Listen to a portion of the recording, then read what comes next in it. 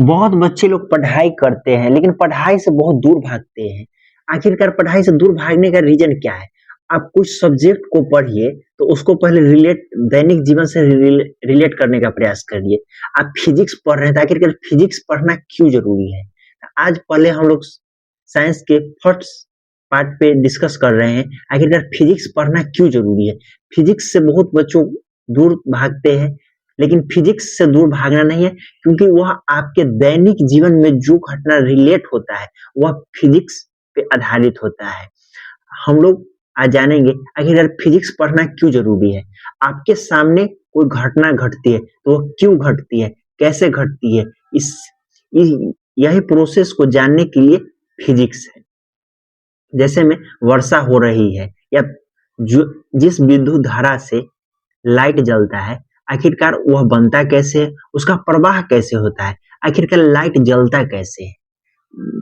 जैसे में आप अपने दैनिक जीवन में देख सकते हैं, पानी गर्म होता है, पानी का गर्म होना, तारे का टिमटिमाना, साइकिल का चलना, न्यूटन का थर्ड लॉ कहता है कि आप कोई भी ऑब्जेक्ट या वस्तु पे फोर्स लगाते तो वो भी रिटर्न करते, तो यह आप अपने दैनिक जीवन से रिलेट कर पाते हैं। और उसके बाद आप लोग बोल सकते हैं फिजिक्स को, आखिरकार साइकिल कैसे चलता है, बाइक, वो भी फिजिक्स पे आधारित है। आप जो सोलर पैनल होता है वह एक लाइट एनर्जी होता है, लेकिन सोलर पैनल के द्वारा उसको इलेक्ट्रिक एनर्जी में बदल दिया जाता है। तो यह सब फिजिक्स में पढ़ना है। फिजिक्स कोई हार्ड सब्जेक्ट नहीं है, फिजिक्स एक इजी सब्जेक्ट है। आप उसको अच्छे से समझिए और रिलेट करके पढ़िए। फिजिक्स रटने का सब्जेक्ट नहीं है, उसको प्रैक्टिस और एक्सपेरिमेंट करके करने का चीज है। लेकिन बहुत जगह सिर्फ थ्योरेटिकल पढ़ाई होता है। सब जो भी टीचर लोग पढ़ाते हैं वह जितना से जितना हो सके बच्चे को वह प्रूव करके दिखाने का प्रयास करे। जो आपसे संभव है उतना कम से कम करने का प्रयास कीजिए, ताकि बच्चे लोग साइंस से भागे ना, साइंस को अच्छे से रिलेट करके समझे, ताकि उन लोगों को साइंस के क्षेत्र में और अच्छा नॉलेज हो सके और कोई भी सब्जेक्ट से भागे ना। आप लोगों के घर में जो घटना घटती है, कभी आप लोगों ने इस बात पे गौर किया है? प्रेशर कुकर जब गर्म होके उसमें सीटी मारता है तो उस जगह पर भी फिजिक्स है।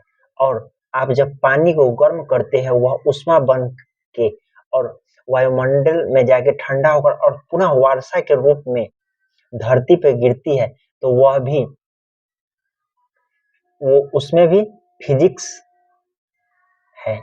और आप जिस आवाज के माध्यम से सुनते हैं वो उसको ध्वनि तरंग कहा जाता है। तो इसमें भी ये सब फिजिक्स से रिलेटिव है। इसलिए आप लोग फिजिक्स को और बेहतर तरीके से समझिए और ज्यादा करके उसको रटिए नहीं, कॉन्सेप्ट को समझिए, ताकि आप लोगों को एक अच्छा नॉलेज मिल सके और आप लोग को कोई भी सब्जेक्ट बोरिंग ना लगे।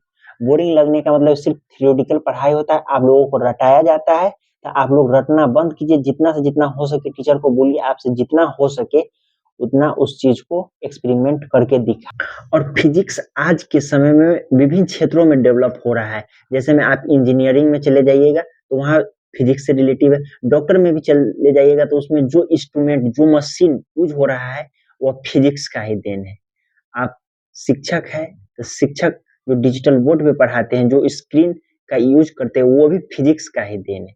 इसलिए फिजिक्स को एक सब्जेक्ट की तरह से नहीं देखिए।